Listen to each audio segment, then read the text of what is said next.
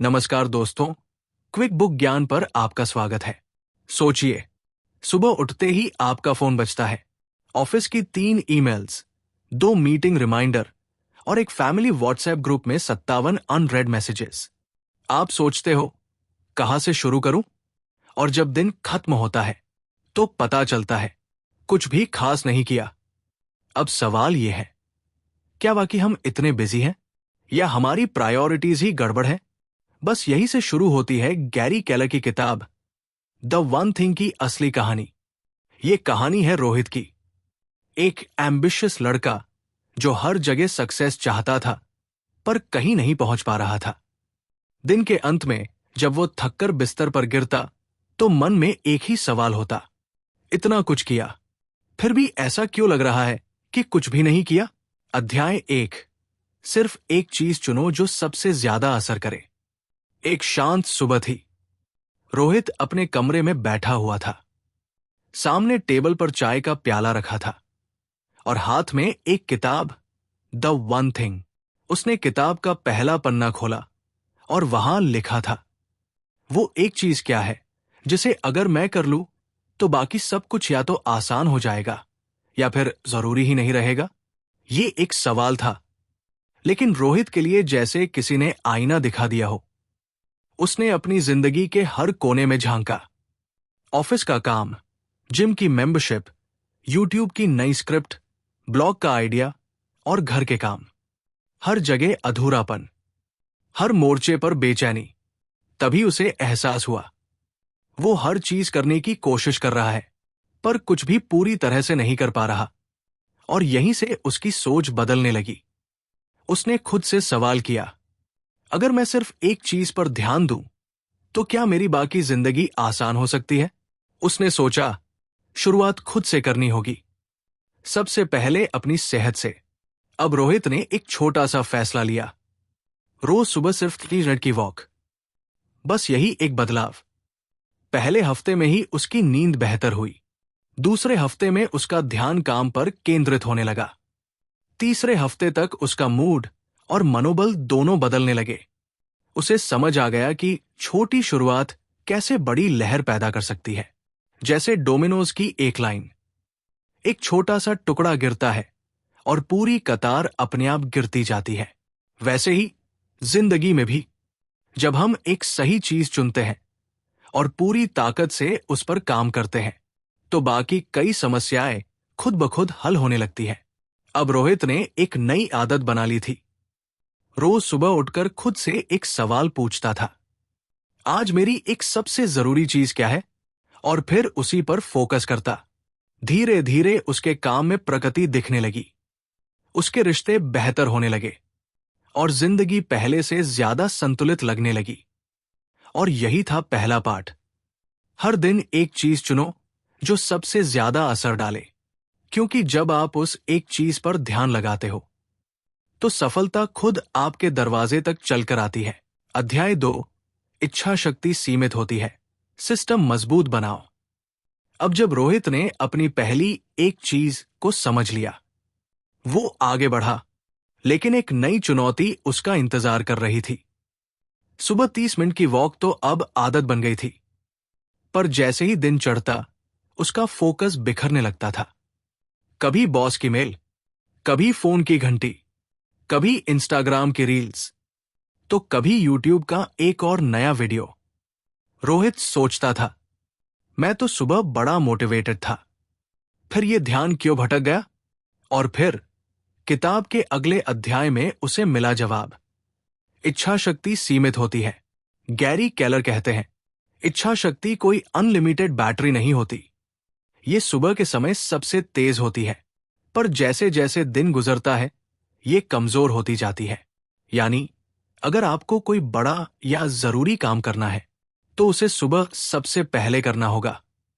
अब रोहित ने तय किया, हर सुबह 9 से 11 के बीच सिर्फ उसी एक चीज पर काम करेगा। ना मीटिंग, ना ईमेल, ना सोशल मीडिया, सिर्फ काम, लेजर फोकस के साथ। उसने अपने कमरे का दरवाजा बंद किया, फोन साइलेंट किया, नोटिफिकेशन बंद किए और अपनी टेबल पर सिर्फ एक नोट चिपका दिया, इस समय सिर्फ मेरी वन थिंग, ये सिर्फ उसका नियम नहीं बना, ये बना उसका सिस्टम। अब उसे प्रेरणा ढूंढनी नहीं पड़ती थी, अब इच्छा शक्ति पर निर्भर नहीं था। उसने सिस्टम से अपने आप को जीतना सिखा लिया।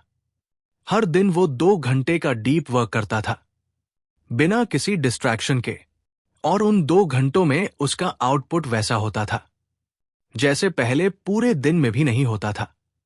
उसने जाना, सिर्फ इच्छा शक्ति से जिंदगी नहीं बदलती, पर एक मजबूत सिस्टम से आप हर दिन जीत सकते हो। अब वो खुद से ये नहीं पूछता था, आज मेरा मूड है या नहीं, बल्कि वो सिर्फ अपने सिस्टम को फॉलो करता था। और यही था दूसरा पार्ट, इच्छा शक्ति को सुबह इस्तेमाल करो और उसे सिस्टम से सपोर्ट करो। अध्याय 3, बिजी मत बनो, प्रोडक्टिव बनो। अब रोहित की जिंदगी में बदलाव दिखने लगे थे। सुबह 9 से 11 का डीप फोकस रूटीन, वॉक की आदत, माइंडसेट भी पॉजिटिव होने लगा था। लेकिन फिर एक दिन उसने खुद से सवाल किया, क्या मैं वाकई प्रोडक्टिव हूं या बस बिजी दिख रहा हूं? दिन भर काम की लिस्ट लंबी होती, टास्क पूरे करता, टिक मार्क बनाता, लेकिन फिर भी दिल के अंदर एक खालीपन था। कुछ बड़ा नहीं हो रहा था, कुछ मीनिंगफुल नहीं लग रहा था। और तभी गैरी केलर की वो लाइन याद आई, being busy is not the same as being productive. Busy होना और प्रोडक्टिव होना दोनों एक जैसे नहीं होते। अब रोहित ने अपने पूरे दिन का रिव्यू किया। वो देख रहा था, 10 छोटे छोटे काम पूरे किए, लेकिन असली जो जरूरी काम था वो तो टाल दिया गया। क्यों? क्योंकि वो मुश्किल था, फोकस मांगता था, करेज मांगता था।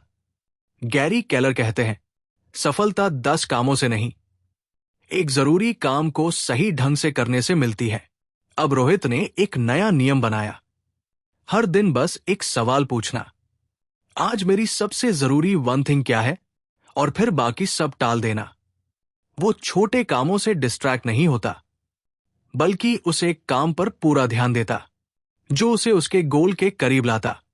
चाहे वो एक प्रपोजल तैयार करना हो, या एक कोचिंग वीडियो रिकॉर्ड करना हो, या फिर एक नई स्किल सीखना, हर दिन बस एक काम।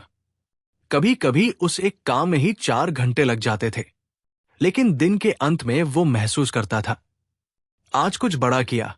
अब उसकी टू डू लिस्ट छोटी थी, लेकिन इंपैक्ट बड़ा था। और यही तो किताब का तीसरा पावरफुल मैसेज है, बिजी दिखने की जरूरत नहीं, प्रोडक्टिव बनने की हिम्मत रखो। कम काम करो, पर वो काम ऐसा हो जो आपकी जिंदगी की दिशा बदल दे। जैसे स्टीव जॉब्स ने कहा था, innovation is saying no to 1000 things. अब रोहित के भी जवाब बदल चुके थे। जब लोग पूछते, भाई तू आजकल कितना बिजी है, तो वो मुस्कुराता और कहता, नहीं दोस्त, मैं अब सिर्फ प्रोडक्टिव हूं। अध्याय 4, एक चीज बदलो, सब बदलेगा। अब रोहित की जिंदगी में एक गहरा बदलाव आ चुका था।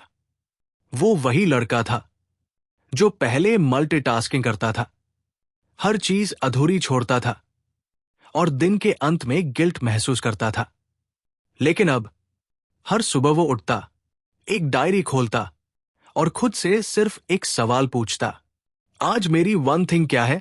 वही एक चीज जो उसका करियर आगे बढ़ा सकती है, जो उसके रिश्तों को मजबूत कर सकती है, जो उसकी सेहत को सुधार सकती है।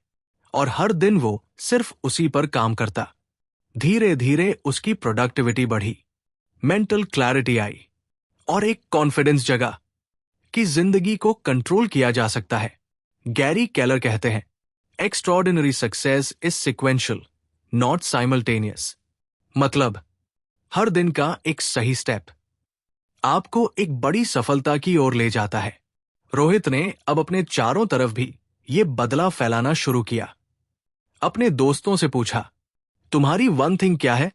किसी ने कहा फिटनेस, किसी ने कहा किताब लिखना, किसी ने कहा एक नए बिजनेस की शुरुआत। और सबने महसूस किया कि जब आप प्रायोरिटीज क्लियर कर देते हैं तो रास्ते आसान हो जाते हैं। अब रोहित का फोन साइलेंट होता है, नोटिफिकेशंस ऑफ होते हैं, माइंड नॉस फ्री होता है और उसका दिल बोलता है, मैं सही दिशा में हूं। और यही है इस किताब का सबसे गहरा संदेश। जिंदगी को सिंप्लीफाई करो, चेकलिस्ट मत बनाओ, क्लैरिटी लाओ। रोज एक काम पर फोकस करो जो आपको आगे बढ़ाए। हर दिन खुद से बस एक सवाल पूछो, आज मेरी वन थिंग क्या है? और फिर देखो कैसे एक चीज बदलती है और फिर सब बदल जाता है। यही है सक्सेस का असली शॉर्टकट। सिर्फ एक चीज, अगर आपको यह वीडियो पसंद आया तो लाइक दबाइए, सब्सक्राइब कीजिए और कमेंट करके बताइए आपकी वन थिंग क्या है। मिलते हैं अगली किताब के साथ। तब तक पढ़ते रहिए, बढ़ते रहिए।